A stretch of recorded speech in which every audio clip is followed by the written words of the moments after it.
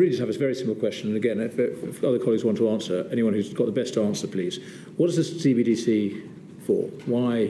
What problem is it going to solve? Look, what's it for? It's to keep track with the reality of how we'll purchase and save and do our work with our goods. I think your report said that we should proceed with caution.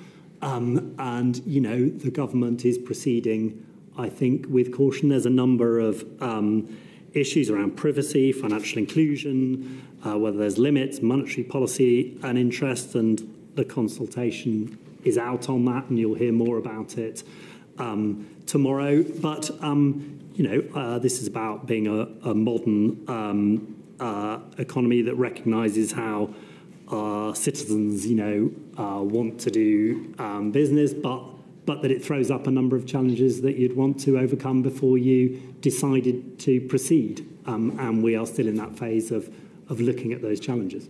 Central bank digital currency. Do you think that is something that you all should be looking into seriously? To what degree should you be looking into it seriously? Just what are your thoughts on CBDC? I mean, as my colleagues at the Federal Reserve have talked about, we are examining it. I'll tell you, my personal bias is I'm pretty skeptical. I keep asking anybody at the Fed or outside of the Fed to explain to me what problem this is solving. I can send anybody in this room $5 with Venmo right now. Right? No, seriously. So what is it that a CBDC could do that Venmo can't do? And all I get is a bunch of hand waving. I get well, maybe it's better for financial inclusion. Maybe it's better for cross-border remittances. Maybe. Is there any evidence that it is? And, they say, well, what about China? China is doing it. Well, I can see why China would do it. If they want to monitor every one of your transactions, you could do that with the central bank digital currency. You can't do that with Venmo. If you want to impose negative interest rates, you could do that with the central bank digital currency. You can't do that with Venmo. And if you want to directly tax customer accounts, you could do that with the central bank digital currency. You can't do that with Venmo. So I get why China would be interested. Why would the American people be for that?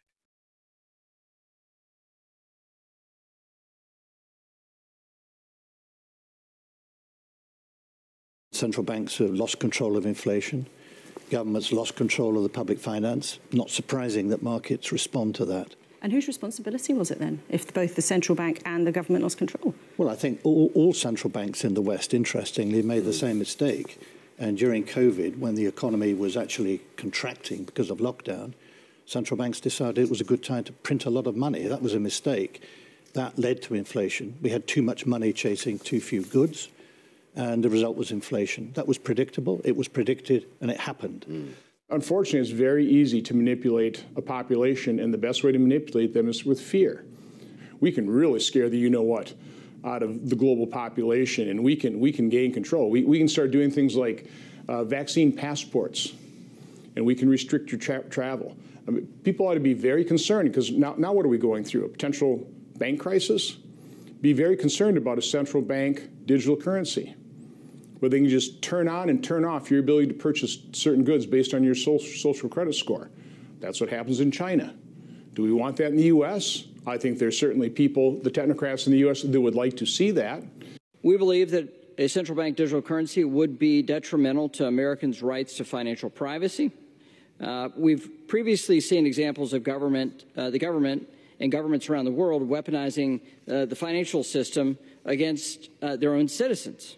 For example, the Chinese Communist Party used a central bank digital currency to track spending habits of its citizens. This data is being used to create a social credit system that rewards or punishes people based on their behavior. This type of financial surveillance has no place in the United States. If not open, permissionless, and private, a central bank digital currency is no more than a CCP-style surveillance tool waiting to be weaponized. CBDC 사회나 앞으로 다가올 사회가 무서운 이유는 통제 사회에 대한 우려도 있지만 더 심각한 문제는 식량 통제에 있습니다. 식량을 통제하면 전 세계를 통제할 수 있습니다. 그러나 두려워하지 마십시오. 우리에게 필요한 것은 계명을 지키는 인내의 믿음을 소유하는 것입니다. 내 형제들아, 너희가 여러 가지 시험을 당하거든 온전히 기쁘게 여기라. 인내로 온전히 이루라. 이는 너희로 온전하고 구비하여 조금도 부족함이 없게 하려 함이라. 인내를 온전히 이루십시오. 큰 환난이 닥치기 전에 지금의 시련들에 대해서 감사하며 주님 한 분만으로 만족하는 샘물의 영성을 소유하십시오. 주님은 영생하도록 솟아나는 샘물입니다. 그리고 지금의 시련을 인내를 연단하는 훈련의 과정으로 삼으십시오. 큰 환난을 이기는 자는 계명을 지키는 인내를 소유한 자이기 때문입니다. 그러므로 지금의 여러 가지 시험을 당하는 것을 기쁘게 여기며 인내를 세워가십시오. 앞으로 다가올 환난의 시대는 계명과 예수님에 대한 믿음을 지키는 인내가 부족한 자들은 넘어지게 될 것입니다. 그 고난의 연기가 세세토록 올라가리로다. 짐승과 그의 우상에게 경배하고 그의 이름표를 받는 자는 누구든지 밤낮 쉼을 얻지 못하리라 하니 성도들의 인내가 여기 있나니 그들은 하나님의 계명과 예수에 대한 믿음을 지키는 자니라. 네가 나의 인내의 말씀을 지켰은즉 내가 또한 너를 지켜 시험의 때를 면하게 하리니 이는 장차 온 세상에 임하여 땅에 거하는 자들을 시험할 때라. 하나님은 신실한 믿음의 자녀들이 시험당할 즈음에 피할 길을 내사 능히 감당하게 하실 것입니다. 부디 하나님의 신실하심을 의심하지 마십시오.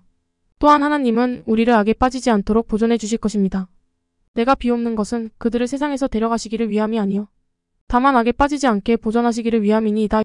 그러므로 우리가 해야 할 일은 의식주에 대해서 염려하지 마십시오. 주님은 무엇을 먹을까 마실까 입을까 염려하지 말라고 하셨습니다. 먼저 그의 나라와 의를 구하십시오. 그리하면 이 모든 것을 더하여 주실 것입니다.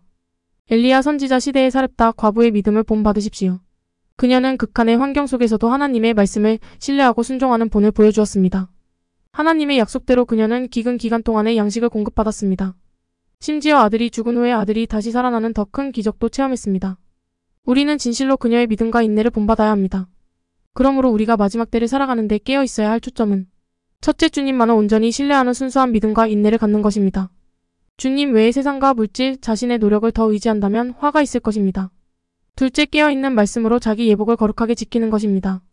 보라, 내가 도둑같이 오리니 누구든지 깨어 자기 옷을 지켜 벌거벗고 다니지 아니하며 자기의 부끄러움을 보이지 아니하는 자는 복이 있도다. 두려워하는 자는 예복을 지킬 수 없습니다. 두려워하는 자들과 믿지 아니하는 자들은 둘째 사망에 참여하게 될 것입니다. 셋째, 순교까지도 각오하는 믿음을 갖는 것입니다. 또 우리 형제들이 어린 양의 피와 자기들이 증언하는 말씀으로써 그를 이겼으니 그들은 죽기까지 자기들의 생명을 아끼지 아니하였도다. 우리는 초대교회 시대에 예루살렘에 기근이 닥칠 때 구제헌금을 보냈던 것처럼 물질적 준비가 아닌 서로 나누는 삶을 살아야 합니다. 성경은 마지막 때를 대비해 특별히 뭘 많이 준비하라고 하지 않습니다. 대신 거룩함과 영적 무장, 하나님에 대한 신뢰, 그리고 공동체적 사랑을 강조합니다. 영적 분별력을 가지셔서 하나님이 기뻐하시는 방향으로 마지막 때를 준비하시길 간절히 소망합니다.